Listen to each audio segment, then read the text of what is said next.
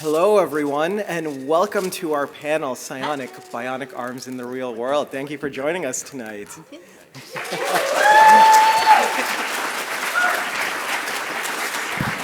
And so, Psionic is a local bionic limb company that is developing advanced bionic limbs that are accessible for both humans and robots. And we've got an amazing panelist of Psionic ability hand users with Mandy Persley, Dale DeMasi, Kate Kettlehone, Jamie Groshong, and Ivan Krastev. And let's give them a round of applause.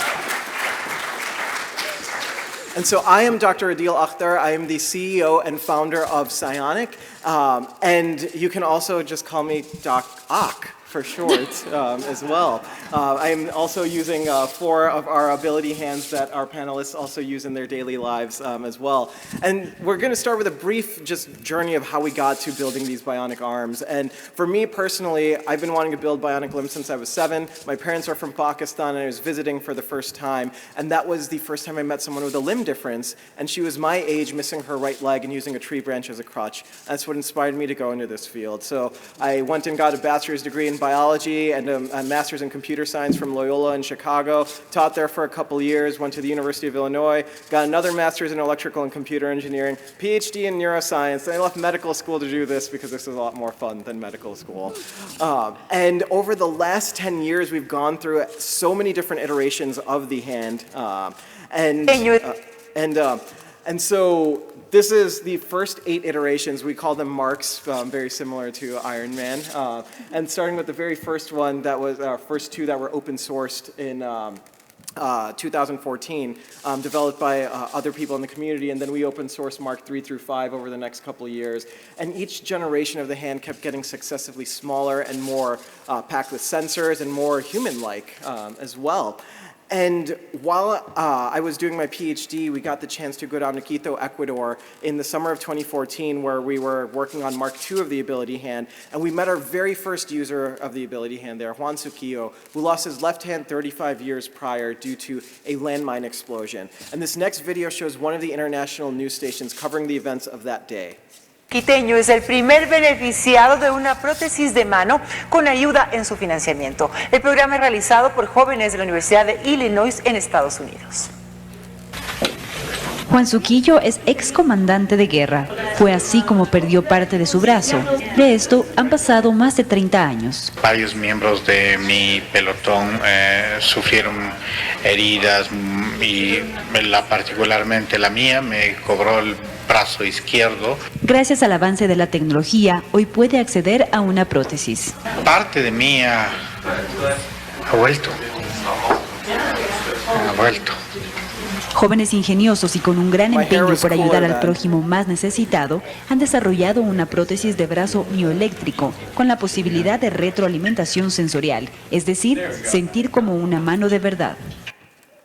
So a couple of things I want to point out, right? The hand that you saw in that video, right? It's 3 times the size of an average adult human hand with wires going everywhere, plugging into breadboards, power supplies, 2 laptops in the wall. And despite that, Juan said that he felt as though a part of him had come back. And that was because he made a pinch with his left hand for the first time in 35 years. And so when he said that, that's when I realized if I finish medical school and stay in academia, this just ends up as a journal paper. And if we want everyone to feel the same way that Juan did, we had to commercialize this technology. And that's when Psionic was born. And so fast forward to later, this is Sergeant Garrett Anderson doing push-ups for the first time since his Army days. He can even do other things in the gym like 50-pound kettlebell swings. And these are just extreme examples of what you can do, but you can also do activities of daily living, something as simple as closing your laptop lid, or for one of our first users, Tina, feeding her granddaughter for the very first time because she could hold the bottle with her bionic hand and the baby with her natural hand. And that's what we're all about, is improving the quality of life for individuals with limb differences so that they can do things more easily throughout their activities of daily living. And this is what the hand looks like, and you'll see multiple demonstrations of this throughout our panelists, but it's water resistant, it can take a beating, I've dropped it from the roof of my house 30 feet in the air, it survived, I put it in a dryer for 10 minutes, I've stepped on it, we've arm wrestled the para-triathlete national champion and lost, so this thing can survive quite a bit. It's also the first hand to give users touch feedback, so when you touch the fingers, you can actually feel from them through a vibration sensation. It's water resistant, it's lighter than an average adult human hand. It's the fastest bionic hand on the market, so the fingers close faster than we can blink our own eyes, which is cool. And it's USB-C rechargeable, so the same way you plug in your phone, you can plug in the hand. It lasts about usually a full day on a single charge, but also you can charge your phone from the hand, so it's a superhuman ability we like to give our users. I wish I could do that with my own arm.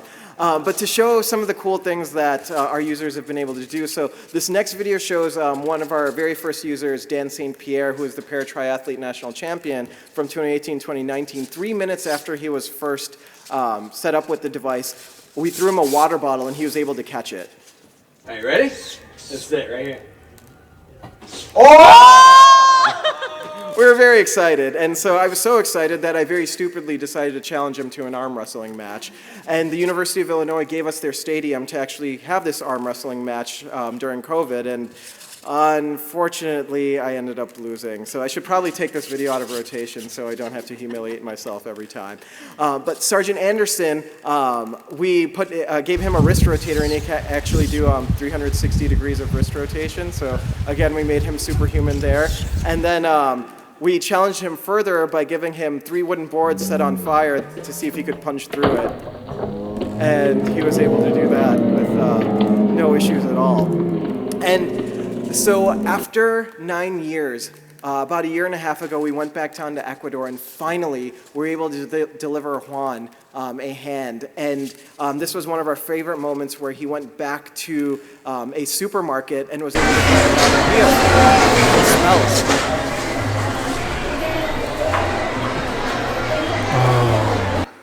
So it was a very sweet moment. And while we were developing all these devices, we found that not only is this applicable for our human users, but we have robots all around the world using our hands too, including at NASA. And so NASA has a humanoid astronaut robot, Valkyrie, that they put our bionic hand on, and we got the chance to go to NASA and actually see it in action.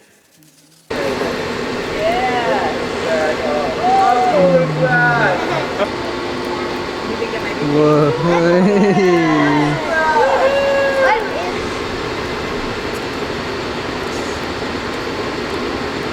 they want to eventually send this onto the International Space Station and the Moon and then Mars. And this is one of my favorite images. This is our user experience specialist, Annika Berlin, fist bumping the NASA humanoid robot, both using the same hand. In fact, we could take it off the NASA robot and put it on Ani, and she'd be able to control it with her muscles. And there was this panel of buttons and knobs and switches that you'd find on the International Space Station, and they were struggling to get the robot to do a zipper that was on the wall. And so Ani, she walks up to it with her bionic ability hand, and she easily does it. And the NASA engineers were like, we didn't even consider using the hand in that way. And it turns out that if you're building a robot to do human tasks, we've optimized our hand for humans to do human tasks, so it makes sense that the robots use the same thing. And so now we have the hand on robots all across the world, including Meta has it, Google is putting their latest AI on it, Apptronic, one of the big robotics humanoid companies in Texas, is using it on their humanoids, Hexagon, Mercedes is building cars with them, and all sorts of brain-machine interface companies and manufacturing companies are now using the hand.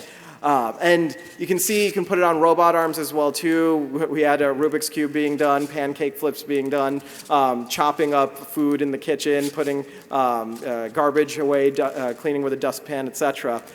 And these hands, they don't just have to go on, robot arms or humanoid robots. We can put them on any robot, including robot dogs. And so then we decided to give one of these robot dogs 2 arms, and then put our hands on those 2 arms, and then give it 2 lightsabers, and I had a lightsaber duel against the Boston Dynamics robot dog.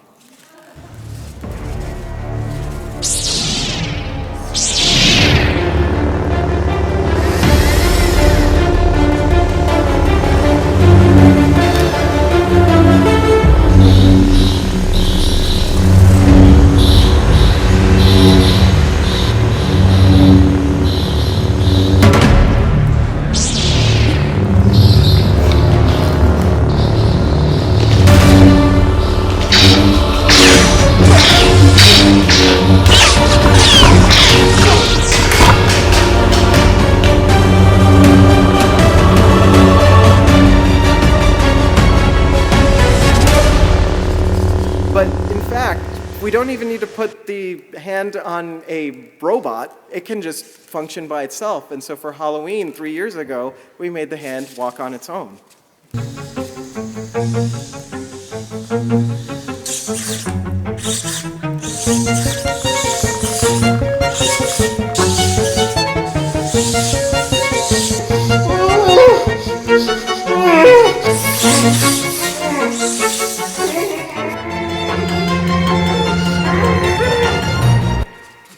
Fortunately, I survived, but barely.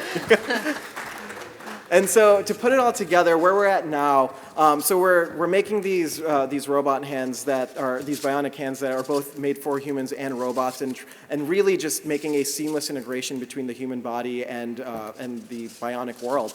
And this next video kind of puts all of that together with our latest version of our hand that we had released at the beginning of this year.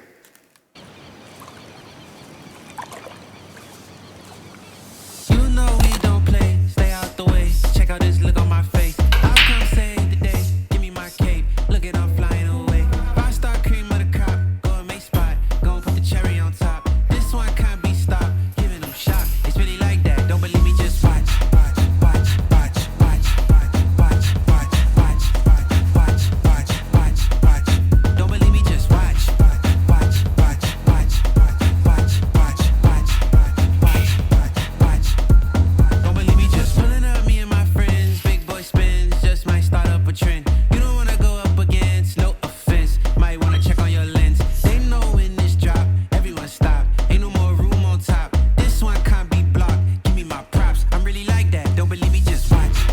Watch, watch, watch, watch, watch, watch, watch, watch, watch, watch, watch.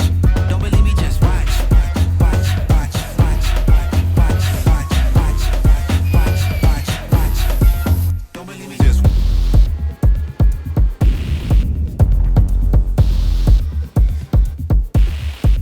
don't believe me, just watch.